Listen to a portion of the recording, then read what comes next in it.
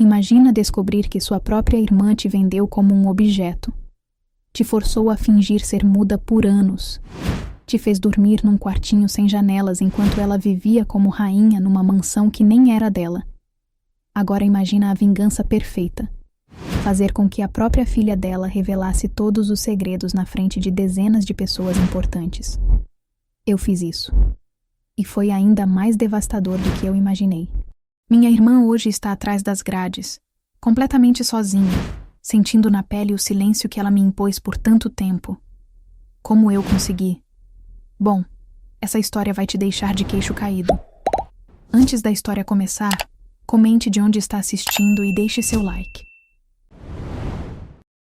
Nossa mãe morreu quando eu tinha apenas 8 anos, e minha irmã mais velha, 10. Ficamos completamente sozinhas num barraco de madeira que mal aguentava a chuva. Não tínhamos mais ninguém no mundo, só uma a outra. Lembro como se fosse ontem dos primeiros dias depois do enterro. Eu chorava escondida debaixo do cobertor velho e rasgado, tentando não fazer barulho. Minha irmã sempre dizia que chorar não ia trazer nossa mãe de volta, e que a gente precisava ser forte. Ela falava isso com uma frieza que me arrepiava, como se tivesse desligado todos os sentimentos de uma hora para outra. O barraco onde a gente morava ficava numa favela esquecida por Deus. Tinha goteiras por todo lado. O chão era de terra batida. E à noite a gente ouvia os ratos correndo pelas paredes. Quando chovia forte, a água invadia tudo, e a gente tinha que subir na cama para não se molhar. Desde pequena, ela tinha essa coisa estranha com dinheiro. Olhava para as casas dos ricos com um brilho no olho que me dava arrepio. Quando passávamos pela parte nobre da cidade catando latinhas, ela parava na frente das mansões e sussurrava: "Um dia eu vou morar numa dessas. E nunca mais vou passar fome." Eu não entendia bem o que ela queria dizer. Para mim, o importante era a gente estar juntas. Mesmo comendo pão velho que os vizinhos davam, mesmo dormindo no chão duro coberto só por um lençol furado, eu me sentia segura tendo ela por perto. A gente sobrevivia como dava. Ela arranjava uns trabalhos aqui e ali, lavava roupa para fora, limpava a casa de gente rica, às vezes vendia doce na porta da escola. Eu catava latinhas na rua, papel, qualquer coisa que desse uns trocados. Nos dias bons, conseguíamos comprar arroz, feijão e até um pedaço de carne.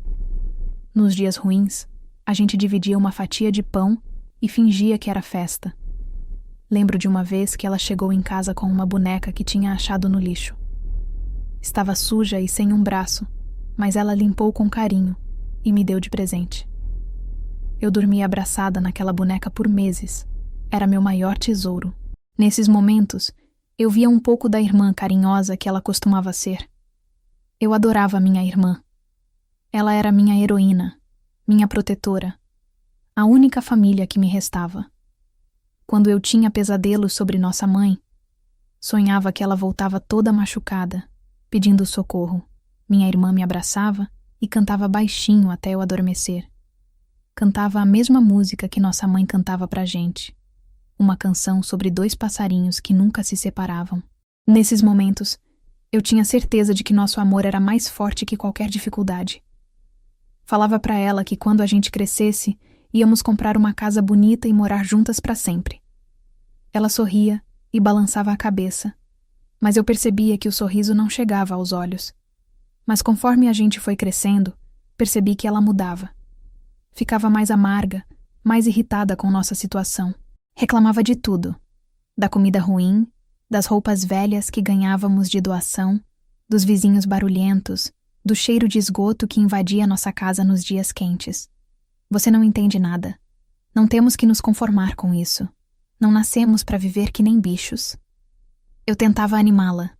Falava que pelo menos a gente tinha uma a outra, que muita gente nem isso tinha. Mas ela só me olhava com uma expressão que eu não conseguia decifrar. Uma mistura de pena e irritação. Quando ela fez 15 anos, começou a ficar horas se olhando no pedaço de espelho quebrado que a gente tinha. Penteava o cabelo de 1000 maneiras diferentes. Beliscava as bochechas para ficarem vermelhas. Ensaiava sorrisos. Dizia que era bonita demais para ficar apodrecendo naquele lugar. Aos 16, ela começou a sair mais. Dizia que ia procurar trabalho, mas voltava tarde da noite toda arrumada, com roupas que eu nunca tinha visto antes. Quando eu perguntava onde ela tinha conseguido aquelas coisas, ela respondia que eu era muito nova para entender e que parasse de ser enciumada. Enciumada. Essa palavra me doía. Eu não era enciumada. Eu só estava preocupada. Algo estava mudando e eu não sabia o quê. Uma noite ela chegou com um batom vermelho nos lábios e um perfume forte. Eu estava acordada esperando ela, com fome e assustada porque tinha ouvido tiros na rua. Onde você estava? Eu fiquei com medo sozinha. Ela tirou os sapatos de salto, sapatos que eu nunca tinha visto, e me olhou com impaciência. Para de ser grudenta. Você já tem 16 anos. Não é mais uma criança. Mas eu me sentia criança. Me sentia perdida e confusa. Minha irmã estava virando uma pessoa que eu não reconhecia. Alguns dias depois, ela chegou em casa radiante, com os olhos brilhando de um jeito que eu nunca tinha visto. Consegui um emprego numa empresa grande. Vou trabalhar como recepcionista. Fiquei feliz por ela, mas também preocupada. A empresa ficava do outro lado da cidade e ela ia ter que acordar às 5 da manhã e só voltar às 10 da noite. Perguntei se eu podia visitá-la no trabalho um dia. Ela disse que não era permitido e que eu não devia aparecer por lá de jeito nenhum. Nas primeiras semanas, tudo parecia normal. Ela saía de manhã com uma roupa simples e voltava à noite contando histórias sobre os colegas e o chefe. Falava de reuniões importantes, de contratos milionários, de gente famosa que aparecia na empresa. Mas depois, começou a chegar com coisas estranhas. Primeiro foram os perfumes caros. Ela dizia que tinha ganhado de uma colega. Depois, maquiagem de marca, que segundo ela estava em promoção. Em seguida vieram as roupas. Vestidos elegantes, sapatos de grife, até algumas joias. Quando eu questionava onde ela arranjava dinheiro para tudo aquilo, ela ficava irritada. Para de ser curiosa. Eu trabalho duro e mereço essas coisas. Você acha que vou ficar pobre a vida inteira? Eu queria acreditar nela. Queria mesmo. Mas o salário de recepcionista que ela dizia ganhar mal dava para comprar comida direito, quanto mais todas aquelas coisas caras. Algo no fundo do meu coração dizia que aquilo não estava certo, mas eu não tinha coragem de confrontá-la. Uma noite, ela chegou tarde e me encontrou lavando nossas roupas numa bacia de plástico. Olhou para mim com desgosto. Nossa, que vida patética! Você não tem vergonha de viver assim? Aquelas palavras me cortaram como facas. Vida patética? Era a vida que a gente sempre teve, a vida que a gente dividia juntas. Alguns meses depois, numa noite de sexta-feira, ela chegou em casa com uma notícia que mudou tudo. Vou me casar. Eu quase engasguei com a água que estava bebendo. Casar? Minha irmã ia se casar e eu nem sabia que ela tinha namorado? Casar? Com quem? Você nunca me falou de nenhum namorado. Ela se sentou na nossa cama, que era só um colchão velho no chão, e me olhou com uma expressão séria. É um homem que conheci no trabalho. Ele é bem-sucedido. Tem uma empresa grande, carros importados, uma mansão no bairro mais nobre da cidade. Ele me pediu em casamento ontem, e eu aceitei. Meu coração disparou. A primeira coisa que pensei foi: e eu? O que vai acontecer comigo? Como se ela tivesse lido meus pensamentos, ela continuou: você vai ficar aqui por enquanto. Quando eu me estabelecer na casa dele, a gente vê o que fazer. Por enquanto. Essas duas palavras ecoaram na minha cabeça por dias. Eu não conseguia entender como ela podia me deixar sozinha depois de tudo que a gente tinha passado juntas. Éramos tudo uma para outra desde que nossa mãe morreu. Mas ela só tem 20 anos. Como pode casar assim, do nada? Ela suspirou impaciente. Você não entende. Essa é minha chance de sair daqui. De ter uma vida de verdade. Não vou desperdiçar por nada. A palavra nada doeu mais que um soco na barriga. Era assim que ela me via? Como nada. O casamento foi marcado para dali a 1 mês. Ela nem me deixou ajudar com os preparativos. Dizia que eu não entendia de casamento de gente rica, que eu só ia atrapalhar. O vestido foi emprestado de uma amiga. A festa seria pequena, só para os mais íntimos. Na semana antes do casamento, ela mal falava comigo. Passava o tempo todo se arrumando, experimentando penteados, ensaiando jeitos de andar e falar. Parecia que estava se preparando para representar um papel. O casamento foi numa igreja pequena no centro da cidade. Eu fui a única pessoa da família dela presente. Sentei no banco de trás, com a roupa mais bonita que eu tinha, um vestido amarelo meio desbotado que ela tinha me dado anos antes. O noivo era um homem bem mais velho que ela, devia ter uns 40 anos. Bem vestido, cabelo grisalho, postura imponente. Mas tinha alguma coisa nos olhos dele que me dava calafrios. Durante toda a cerimônia, ele me olhou apenas uma vez, com uma expressão de quem estava avaliando algo. Quando o padre perguntou se alguém se opunha ao casamento, eu quase levantei da cadeira.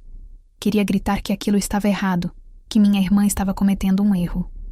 Mas fiquei quieta, paralisada pelo medo de humilhá-la. Depois da cerimônia, houve uma pequena festa num salão alugado. Eu não conhecia ninguém ali.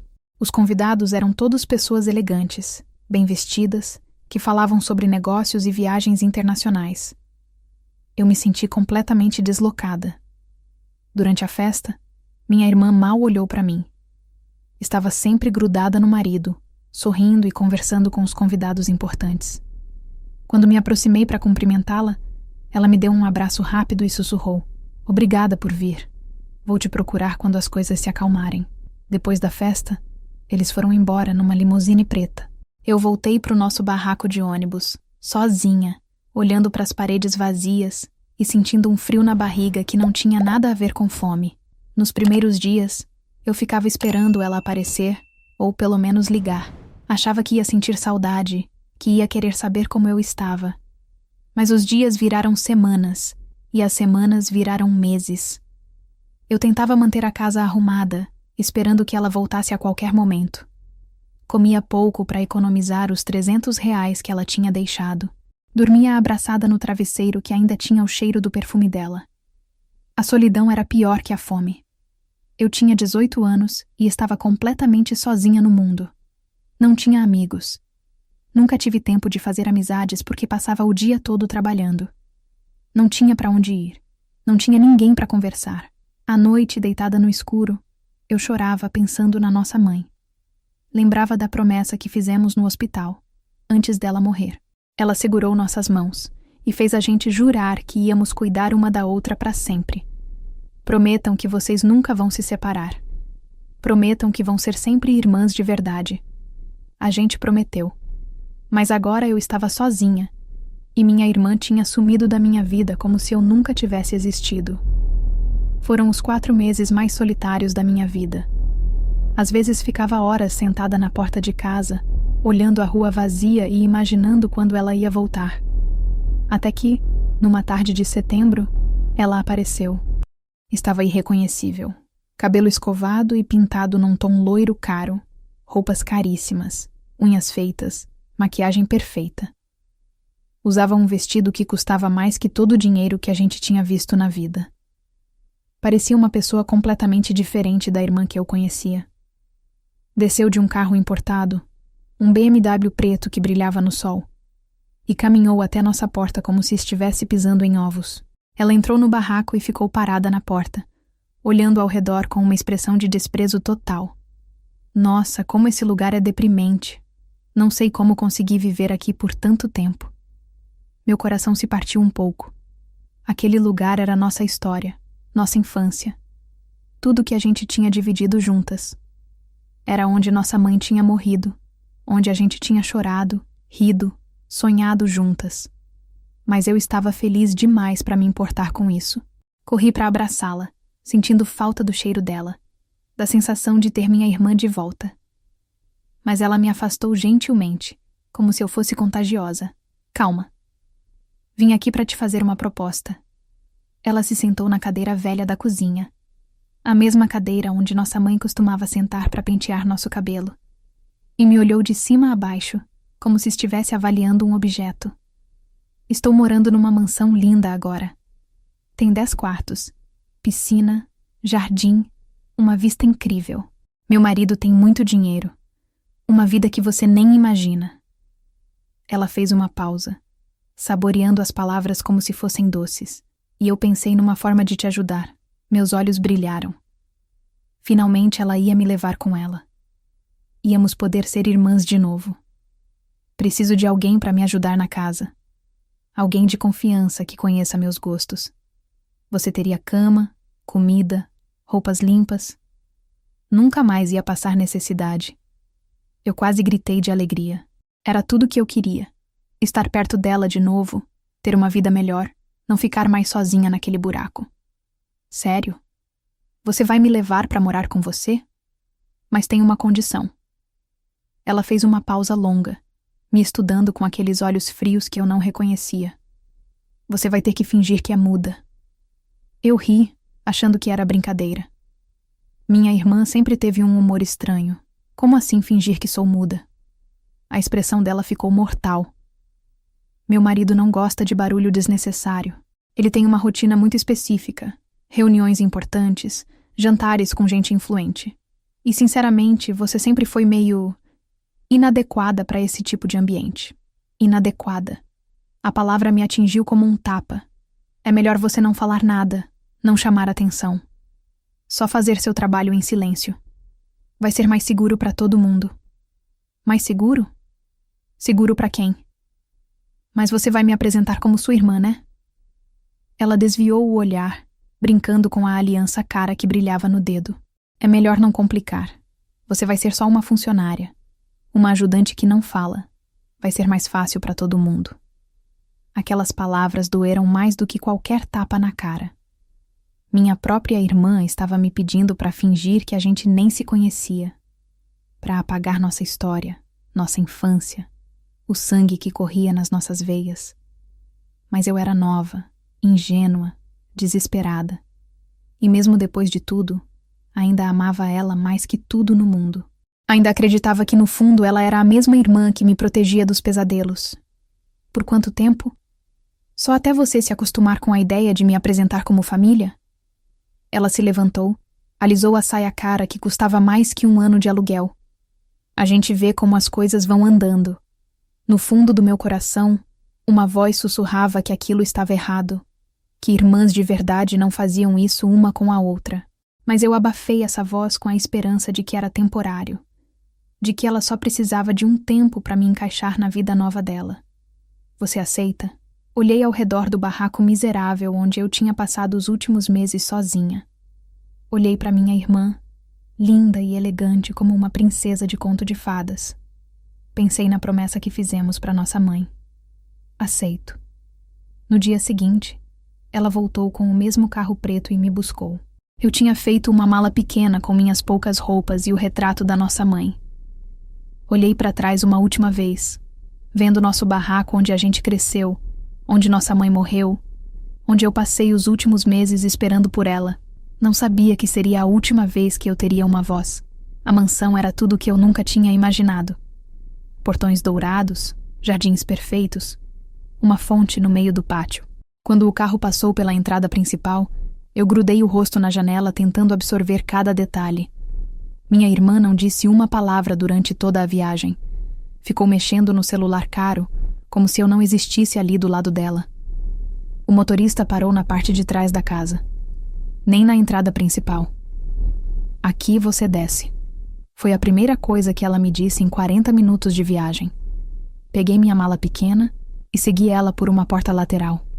Entramos numa cozinha imensa, maior que todo o nosso barraco. Tudo brilhando, panelas de inox penduradas, uma geladeira que parecia um armário. Uma mulher de uns 50 anos estava limpando a bancada. Cabelo preso, uniforme cinza, cara cansada. Quando nos viu, fez uma pequena reverência. Bom dia, senhora. Esta é a nova ajudante que eu falei. Ela não fala, então não tente conversar com ela. Mostre onde ela vai dormir e explique as regras. A mulher me olhou com pena. Devia ter percebido alguma coisa no meu rosto, porque seus olhos se suavizaram. Meu nome é Teresa. Trabalho aqui há 10 anos. Ela sussurrou isso quando minha irmã saiu da cozinha. Eu quase respondi, mas lembrei da condição. Fingi que não ouvia direito e apenas balancei a cabeça. Teresa me levou por uma escada de serviço até o último andar. No final de um corredor escuro, ela abriu uma porta pequena. Este é seu quarto. Era minúsculo. Uma cama de solteiro, um armário velho, uma janelinha que dava para a parede do vizinho. Nem luz natural entrava direito. Parecia mais uma despensa do que um quarto. As regras são simples. Você acorda às 5 da manhã, trabalha até às 10 da noite. Não pode usar a entrada principal, só a porta de serviço. Não pode falar com o patrão de jeito nenhum. Se ele dirigir a palavra para você, apenas acene com a cabeça. Ela fez uma pausa, me estudando. E não pode fazer barulho. O senhor tem o sono muito leve. Teresa me deu um uniforme cinza igual ao dela. Sapatos pretos de sola dura.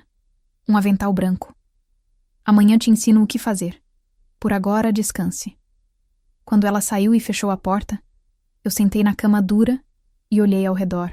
Aquilo ia ser minha vida? Aquele buraco sem janela, trabalhando que nem escrava, fingindo ser muda? Mas eu tinha fé.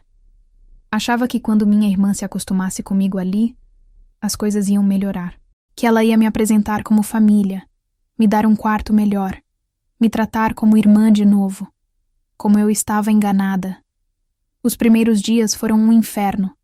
Acordar às 5 da madrugada, limpar banheiros imensos, aspirar tapetes que custavam mais que uma casa. Tudo em silêncio absoluto. Minha irmã mal me olhava. Quando cruzava comigo pelos corredores, agia como se eu fosse invisível. Às vezes dava ordens para Teresa na minha frente, falando de mim na terceira pessoa. A nova funcionária ainda não aprendeu a dobrar os lençóis direito. Ensina ela de novo. Funcionária. Nem nome eu tinha mais. O marido dela era pior ainda. Um homem alto, magro, sempre de terno caro. Tinha olhos pequenos e frios que me davam calafrios. Nas primeiras semanas, ele nem notou minha existência. Eu era só mais um móvel na casa dele. Até que um dia ele me viu limpando a sala principal. Parou na porta e ficou me observando por alguns minutos. Senti meu coração disparar. Esta é a funcionária nova? Ele perguntou para minha irmã, que estava lendo uma revista no sofá. É. Eu disse que ela não fala, lembra? Ele se aproximou de mim. Eu continuei limpando, fingindo que não estava prestando atenção. Levanta a cabeça. Eu levantei, tremendo por dentro. Não é feia. Quantos anos ela tem? 22. Mentira. Eu tinha 18. Mas minha irmã sempre mentia sobre tudo. Ele ficou me olhando de um jeito que me fez querer correr, como se estivesse avaliando um objeto que pensava em comprar. Cuidado para ela não dar problema. Funcionária que não fala, às vezes, fala na hora errada. Aquilo soou como uma ameaça. Minha irmã garantiu que eu era confiável, que nunca ia causar constrangimento. Naquela noite, ela foi no meu quarto pela primeira vez desde que eu chegara. Você ouviu o que ele disse hoje. Não pode dar mole. Se fizer alguma merda, você vai se ferrar. E eu também. Ela estava nervosa, mais nervosa do que eu já tinha visto. Está tudo bem? Você parece assustada. Eu esqueci, e falei. Por um segundo, esqueci que eu era muda. Ela ficou furiosa. Que porra é essa? Você não pode falar. Desculpa, eu esqueci por um segundo. Mas aqui é só eu e você. Ninguém vai ouvir. Não importa. Você tem que viver esse papel 24 horas por dia. Se vacilar, se alguém ouvir, a gente está fudida. Fudida como? Que tipo de problema você tem aqui? Ela não respondeu. Saiu batendo a porta, me deixando com mais perguntas do que respostas. As semanas foram passando. E eu percebi que tinha algo muito errado naquela casa. Minha irmã vivia tensa, sempre olhando por cima do ombro. O marido dela tinha explosões de raiva por qualquer bobagem. E havia conversas sussurradas que paravam quando eu aparecia. Uma tarde, estava limpando o escritório dele quando encontrei uma foto esquecida numa gaveta. Era dele com uma mulher loira, linda, sorrindo numa praia. Ela usava uma aliança igual à da minha irmã. Quem era aquela mulher? Guardei a foto exatamente onde encontrei e não comentei nada. Mas a dúvida ficou martelando na minha cabeça. Algumas semanas depois, estava passando pano no corredor quando ouvi uma conversa no quarto deles. As vozes estavam alteradas. Você tem certeza que ela não vai voltar antes? A voz da minha irmã estava ansiosa. Os médicos disseram que o tratamento vai durar pelo menos mais 6 meses. Para de ficar paranoica. Tratamento? Quem estava fazendo o tratamento? Eu me escondi atrás de uma cortina e continuei ouvindo.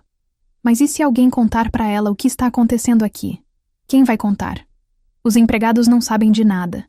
E aquela funcionária muda é perfeita. Não vai abrir a boca mesmo que queira. Funcionária muda. Ele estava falando de mim. Às vezes eu acho que a gente devia parar com isso. Se ela descobrir... Para de frescura. Ela está morrendo mesmo. O câncer está em estado avançado. Os médicos não dão muito tempo para ela. Quando ela morrer, eu vou ser a viúva rica. Legal e oficialmente. Meu sangue gelou. Eles estavam falando de alguém que estava morrendo de câncer. E aquela foto? Era da esposa verdadeira dele? Nos dias seguintes, prestei atenção em tudo. Ouvi conversas pela metade, peguei fragmentos de informação, até que numa manhã de terça-feira, estava organizando as correspondências, quando vi uma carta com um nome que me chamou a atenção. Helena Silva. O sobrenome era o mesmo do marido da minha irmã. E o endereço era de um hospital em outro estado. Li a carta por cima. Era sobre um tratamento de quimioterapia, exames de rotina, medicações caras. Helena Silva era a esposa verdadeira. Ela estava internada tratando um câncer, longe de casa, sem saber que minha irmã estava ocupando o lugar dela. Minha irmã não era esposa. Era amante. Uma amante que estava brincando de casinha na casa da mulher que poderia estar morrendo. Comecei a prestar atenção em outros detalhes. As fotos da casa eram todas dela com outras pessoas, nunca com minha irmã. Os móveis, as roupas no armário, até os livros na estante, tudo tinha o gosto de outra pessoa. Minha irmã estava vivendo a vida de uma mulher doente. 2 semanas depois, peguei ela ao telefone numa conversa que me fez querer vomitar. Sim, doutor. Eu sei que o estado dela piorou. Claro que estou preocupada. Sou a melhor amiga dela. Obviamente quero que ela se recupere. Melhor amiga. Ela estava fingindo ser melhor amiga da mulher, enquanto vivia na casa dela, dormia na cama dela, usava as joias dela. Quando ela desligou, eu estava tremendo de raiva. Mas tive que continuar fingindo que não entendia nada, que era só uma funcionária muda limpando a casa. Naquela noite, não consegui dormir. Ficava pensando na mulher doente no hospital, sozinha, confiando na melhor amiga que, na verdade, estava roubando sua vida. E pensei na minha própria situação. Eu estava ali há quase 2 meses. 2 meses fingindo ser muda, trabalhando que nem escrava, sendo tratada como lixo pela própria irmã. Quando foi que ela virou esse monstro? Na semana seguinte, ouvi a conversa que mudou tudo. Estava limpando o banheiro principal, quando eles entraram no quarto, discutindo em voz baixa. Parei de esfregar o azulejo e prestei atenção. Os médicos ligaram hoje. Ela vai ter alta na próxima semana. A voz da minha irmã estava desesperada. Como assim alta? Ela não ia ficar internada por mais tempo? O tratamento não está funcionando. Eles acham melhor ela passar os últimos meses em casa. Últimos meses. Helena estava morrendo mesmo. Merda. E agora? Ela vai voltar pra cá? Obviamente vai voltar. Esta é a casa dela. Mas eu vou ter que sair daqui. Perder tudo. Houve um silêncio longo. Depois a voz dele, baixa e fria. A não ser que... O quê? A não ser que ela não chegue até aqui. Outro silêncio. Mais pesado. Você está sugerindo o quê? Estou sugerindo que às vezes acidentes acontecem. Pessoas doentes são frágeis. Um remédio errado, uma dose a mais. Meu Deus. Eles estavam planejando matar a mulher. Você está louco? Isso é assassinato. É sobrevivência. Ela vai morrer mesmo, a gente só está acelerando o processo. E garantindo nosso futuro. Eu não posso fazer isso. Você não precisa fazer nada. Eu conheço gente que resolve esse tipo de problema. Gente discreta. Fiquei paralisada atrás da porta do banheiro. Eles estavam realmente planejando assassinar uma mulher doente para ficar com a herança dela. E eu sabia de tudo. Naquela noite, deitada na cama dura do meu quartinho sem janela, entendi uma coisa. Eu não podia simplesmente fugir. Não podia deixar que eles matassem Helena, mas também não podia ir na polícia. Quem ia acreditar numa empregada doméstica contra um empresário rico? Foi quando tive a ideia. Uma ideia que ia fazer minha irmã pagar por tudo que fez comigo. E, ao mesmo tempo, ia salvar uma vida inocente. Mas para isso, eu precisava de uma coisinha. Uma coisinha pequenininha que ninguém ia suspeitar. A filha deles. Está gostando da história? Se você assistiu até aqui, ajude o canal deixando seu like e se inscrevendo no canal. Seu feedback é muito importante para mim. Agora, vamos continuar a história. A filha dele se chamava Lara. Tinha 6 anos, cabelo cacheado e os olhos mais doces que eu já tinha visto. Desde que cheguei na mansão, ela era a única pessoa que me tratava como ser humano. Toda manhã, quando eu estava limpando a sala, ela descia correndo da escada e me cumprimentava com um aceno. Sorria para mim como se eu fosse uma amiga especial, não uma empregada invisível.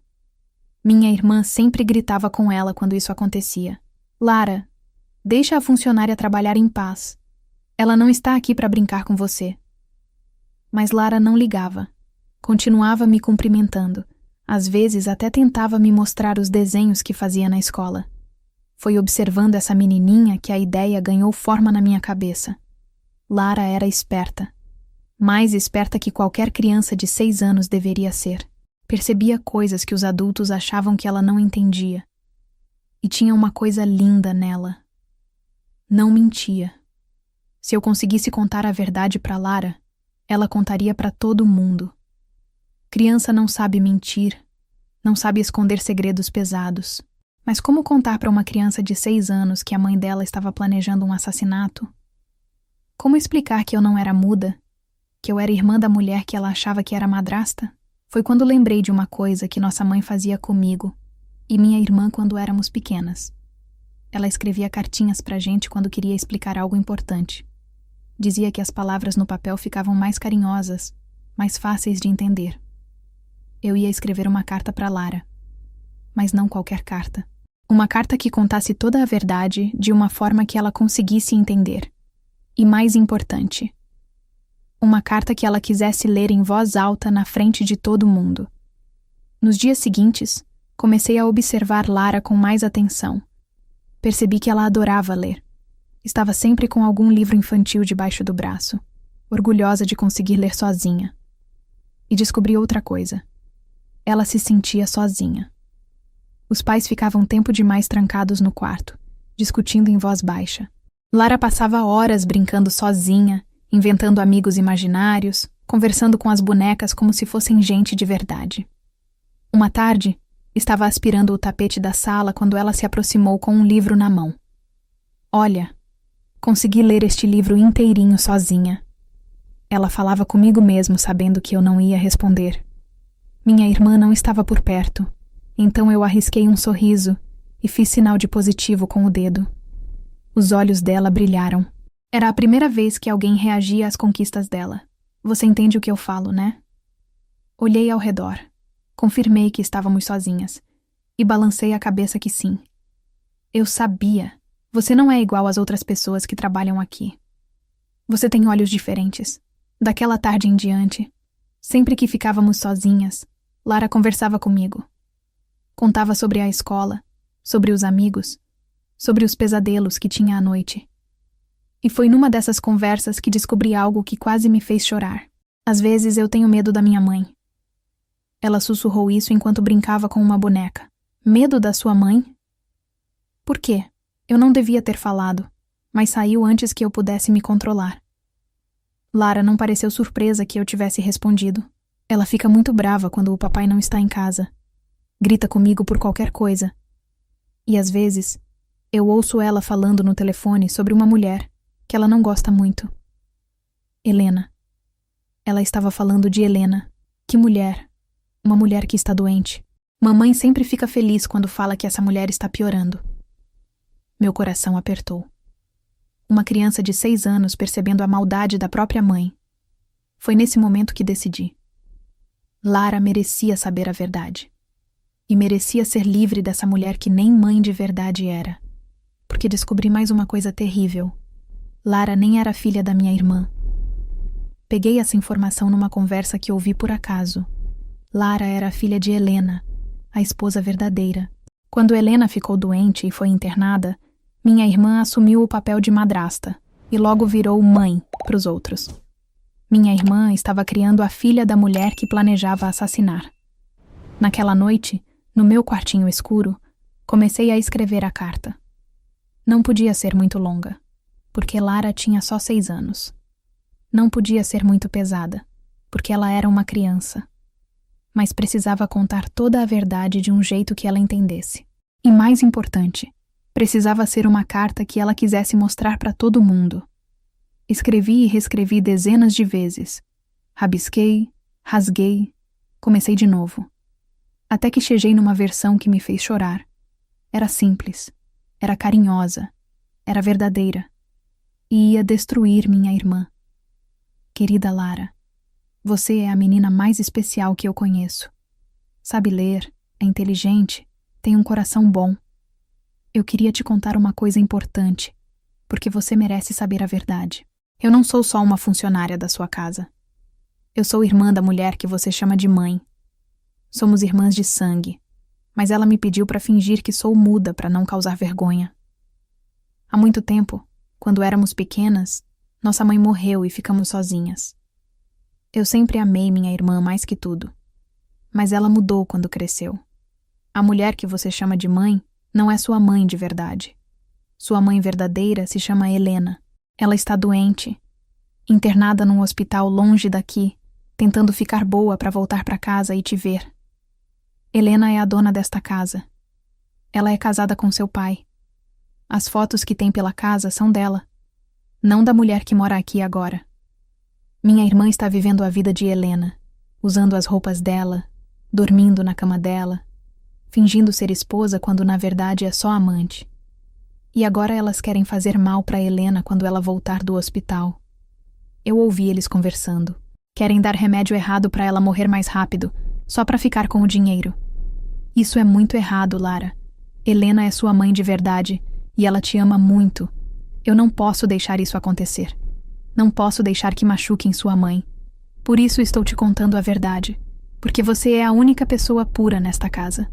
A única que pode fazer a coisa certa. Eu sei que você é corajosa. Eu vejo nos seus olhos. Sua mãe Helena precisa de você agora. Com amor, sua tia Anjo, que não é muda. Releio a carta umas 50 vezes. Cada palavra estava certa. Cada frase contava a verdade sem ser pesada demais para uma criança. Chamei Lara de tia Anjo, porque era assim que ela me chamava às vezes, quando ninguém estava vendo. O difícil agora era encontrar o momento certo para dar a carta para ela. Helena voltaria na próxima semana. Minha irmã e o marido estavam cada vez mais nervosos, tendo conversas secretas, fazendo ligações misteriosas. 2 noites antes de Helena chegar, eles saíram para jantar. Tinham deixado Lara com Teresa, que acabou adormecendo na frente da televisão. Era a minha chance. Subi até o quarto da Lara e bati na porta devagar. Quem é? Sou eu, a funcionária que não fala. Ela abriu a porta de pijama, sorrindo. Você veio me visitar? Entrei no quarto e fechei a porta. Sentei na cama dela e respirei fundo. Lara, você é uma menina muito especial. E eu tenho uma coisa muito importante para te dar. Tirei a carta do bolso do uniforme. É uma carta que escrevi para você. Uma carta com uma história muito importante. Os olhos dela brilharam. Uma carta só para mim? Só para você. Mas tem uma coisa. Você só pode ler quando tiver outras pessoas por perto. Pessoas importantes. Promete? Por quê? Porque a história dessa carta é tão linda que outras pessoas precisam ouvir também. Ela segurou a carta com as 2 mãos, como se fosse um tesouro. Eu prometo. Vou ler quando tiver bastante gente. Perfeito. E Lara? Quê? Lembra que eu te disse que você tem olhos diferentes? Que você enxerga coisas que os outros não veem? Ela balançou a cabeça. Essa carta vai mostrar para todo mundo como você é especial. Como você consegue ver a verdade quando ninguém mais consegue. Escondi a carta embaixo do travesseiro dela e desci para o meu quarto. Agora era só esperar. Helena chegaria em 2 dias. Haveria um almoço de boas-vindas, com parentes e amigos importantes. A casa estaria cheia de gente elegante. E no meio de toda essa gente, uma menininha de 6 anos ia ler uma carta em voz alta. Uma carta que ia destruir tudo. Helena chegou numa ambulância particular na manhã de sábado. Eu estava limpando as janelas da sala quando vi ela descendo do veículo médico. Meu Deus! Ela estava irreconhecível. A mulher das fotos era linda, forte, radiante. Aquela que chegou em casa era só osso e pele. Careca por causa da quimioterapia, mãos trêmulas, precisando de ajuda para caminhar. Mas os olhos ainda brilhavam. Ainda tinham vida. Minha irmã correu para receber ela na porta, representando o papel de melhor amiga preocupada. Helena, que alegria ter você de volta. Como foi a viagem? Helena sorriu fraco e abraçou minha irmã. Obrigada por cuidar de tudo enquanto eu estava fora. E Lara? Onde está minha filha? Nossa filha está na escola. Mal pode esperar para te ver. Nossa filha. Minha irmã nem pestejou ao mentir. Ajudaram Helena a se instalar no quarto principal, o quarto que minha irmã vinha ocupando por meses. Vi ela olhando ao redor, estranhando algumas coisas. Roupas que não eram dela no armário, perfumes diferentes na penteadeira. Mas ela estava fraca demais para questionar. No domingo seria o almoço de boas-vindas. Helena tinha insistido, apesar do cansaço. Queria ver os amigos, matar a saudade, sentir-se normal de novo. Minha irmã tentou dissuadir. Você acabou de chegar. Está cansada. Podemos deixar para outra hora. Não. Quero fazer isso. Preciso me sentir viva de novo. A lista de convidados era grande. Parentes de Helena, amigos do casal, pessoas importantes dos negócios do marido. Uns 40 convidados. Perfeito. 40 testemunhas. No sábado à noite, Lara voltou da casa da avó onde tinha passado o fim de semana. Quando viu Helena na sala, ficou meio sem jeito. Não lembrava bem da mãe. Tinha passado quase 1 ano internada. Oi, mamãe. Helena começou a chorar.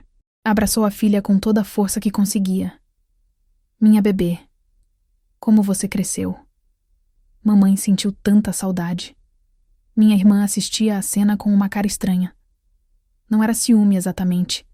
Era mais como irritação. Como se aquele momento estivesse atrapalhando os planos dela. No domingo de manhã, a casa virou um caos. Catering chegou cedo, garçons uniformizados, flores por toda parte. Helena tentou ajudar na organização, mas estava fraca demais. Descansa, eu cuido de tudo. Sou praticamente dona da casa mesmo. Minha irmã falou isso na frente de todo mundo, sem perceber como soou arrogante. Eu trabalhei dobrado nesse dia, ajudando na cozinha, servindo os garçons, mantendo tudo perfeito. E o tempo todo, observando Lara. Ela estava com a carta no bolso do vestido. Eu tinha visto ela guardando ali de manhã. Os convidados começaram a chegar 12:00. Gente elegante, carros importados, presentes caros para Helena. Todo mundo comentando como ela estava corajosa, como era uma guerreira. Helena fez questão de se arrumar. Colocou uma peruca loira, maquiagem para disfarçar a palidez. Um vestido bonito que ficou folgado no corpo magro. Mas estava sorrindo. Estava feliz de estar em casa. O almoço foi servido na varanda. Uma mesa enorme, decoração linda, vista para o jardim. Helena sentou na cabeceira, com o marido de um lado e minha irmã do outro. Lara ficou no meio da mesa, quietinha, mexendo no bolso onde estava a carta. A conversa fluía normalmente. Pessoal falando sobre trabalho, viagens, fofocas da sociedade. Helena ria e participava, tentando se sentir normal de novo. Foi quando um dos convidados, um homem de uns 60 anos, fez uma observação que mudou tudo. Helena, você não imagina como a Camila cuidou bem da sua casa. Parecia mesmo a dona. Até eu confundi algumas vezes. A mesa ficou meio em silêncio. Helena olhou para minha irmã com uma expressão estranha. Como assim parecia a dona? Minha irmã ficou vermelha. Eu só cuidava das coisas, como você me pediu. O marido tentou mudar de assunto rapidamente. Alguém quer mais vinho? Mas Helena não deixou passar. Camila, você pode me explicar melhor? Que coisas você cuidava exatamente? Coisas básicas. Você sabe, supervisionar a limpeza, receber correspondência. E onde você dormia quando ficava cuidando das coisas? A pergunta caiu como uma bomba. Minha irmã gaguejou. Às vezes, ficava no quarto de hóspedes. Helena olhou para o marido. Ricardo, você pode me explicar onde minha melhor amiga dormia enquanto eu estava internada? O clima ficou pesado. Todo mundo percebeu que havia alguma tensão ali. Foi nessa hora que Lara se levantou da cadeira. Gente, eu tenho uma coisa muito legal para mostrar. Os adultos olharam para ela com alívio. Qualquer coisa para quebrar aquele clima estranho. O que é, minha filha? Uma tia muito especial escreveu uma carta linda para mim. Posso ler para vocês? Helena sorriu. Claro, meu amor. Que tia especial é essa? Lara olhou para mim, que estava servindo água na outra ponta da mesa. Fez um sorriso discreto. É uma surpresa. Mas a carta é sobre nossa família. Sobre coisas importantes que todo mundo precisa saber. Ela tirou a carta do bolso, desdobrou com cuidado e limpou a garganta igual a uma atriz. Querida Lara, você é a menina mais especial que eu conheço. Conforme Lara ia lendo, o silêncio se espalhou pela mesa. No começo, as pessoas acharam fofo. Uma cartinha para criança. Mas quando ela chegou na parte, eu não sou só uma funcionária da sua casa. Eu sou irmã da mulher que você chama de mãe. Os garfos pararam no ar. Minha irmã ficou branca que nem um papel. Lara, para de ler essa bobagem. Mas Helena levantou a mão. Deixa ela terminar. E Lara continuou, com a voz clara e firme de uma criança que não sabia mentir. A mulher que você chama de mãe não é sua mãe de verdade. Sua mãe verdadeira se chama Helena. Helena olhou para minha irmã com uma expressão que eu nunca vou esquecer. Não era raiva, era nojo. Minha irmã está vivendo a vida de Helena, usando as roupas dela, dormindo na cama dela, fingindo ser esposa quando na verdade é só amante. Ricardo tentou se levantar, mas os outros homens da mesa fizeram sinal para ele ficar quieto. Todo mundo queria ouvir o resto. E agora elas querem fazer mal para Helena quando ela voltar do hospital. Eu ouvi eles conversando. Querem dar remédio errado para ela morrer mais rápido, só para ficar com o dinheiro. A mesa explodiu. Gente gritando, cadeiras caindo, alguns convidados se levantando em choque. Helena estava tremendo, mas não de fraqueza, de raiva pura. Lara terminou a carta com a voz ainda firme. Com amor, sua tia anjo que não é muda. Helena se virou para mim, que ainda estava parada com a jarra de água na mão. Você que escreveu isso? Eu respirei fundo. Pela primeira vez em meses, ia usar minha voz na frente de todo mundo. Sim, eu escrevi. E cada palavra é verdade. Minha irmã se levantou desesperada. Ela é mentirosa. Ela é louca. Ela é muda, nem deveria estar falando. Eu não sou muda. Nunca fui. Sua irmã me obrigou a fingir que era para poder me usar como escrava nesta casa. Caminhei até a mesa. Tirei o avental e olhei nos olhos de cada convidado. Meu nome é Juliana. Sou irmã dessa mulher que vocês conhecem como Camila. Ela me vendeu como um objeto. Me forçou a viver sem voz, sem dignidade, enquanto roubava a vida de Helena. Helena estava chorando. É verdade o que a menina leu? Sobre vocês quererem me matar? Ricardo tentou negar, mas um dos convidados, um advogado, já estava discando no celular. Estou chamando a polícia. Isso é tentativa de homicídio. Minha irmã entrou em pânico total. Não, vocês não entendem. Ela está inventando tudo. Ela é ressentida porque eu consegui uma vida melhor. Helena se levantou com toda a força que conseguiu reunir. Sai da minha casa. Agora. Mas Helena, saia da minha casa. Foi a primeira vez que ouvi Helena gritar. E o grito de uma mãe protegendo a filha é o som mais poderoso do mundo. A polícia chegou em 15 minutos. Minha irmã e Ricardo foram presos na frente de todos os convidados. Tentativa de homicídio, fraude, estelionato. Helena me abraçou ali mesmo, na frente de todo mundo. Obrigada. Você salvou minha vida. E salvou minha filha de crescer perto de monstros. Lara veio correndo e me abraçou também. Tia Anjo, você falou. Sua voz é linda. Naquela noite, Helena me ofereceu um quarto de verdade na casa. Com janela, com dignidade. Disse que eu podia morar ali o tempo que quisesse, como família. Mas eu recusei. Obrigada, Helena. Mas eu preciso construir minha própria vida agora, com minha própria voz. Ela entendeu. Me deu uma quantia generosa para eu começar do zero. E me fez uma promessa. Lara sempre vai lembrar da tia Anjo que a ensinou que a verdade é mais forte que qualquer mentira. Hoje, 2 anos depois, eu tenho minha própria vida. Trabalho numa escola. Ensino crianças a ler. Tenho um apartamento pequeno, mas que é meu. E, principalmente, tenho minha voz de volta. Helena se recuperou. O câncer entrou em remissão e ela está forte de novo.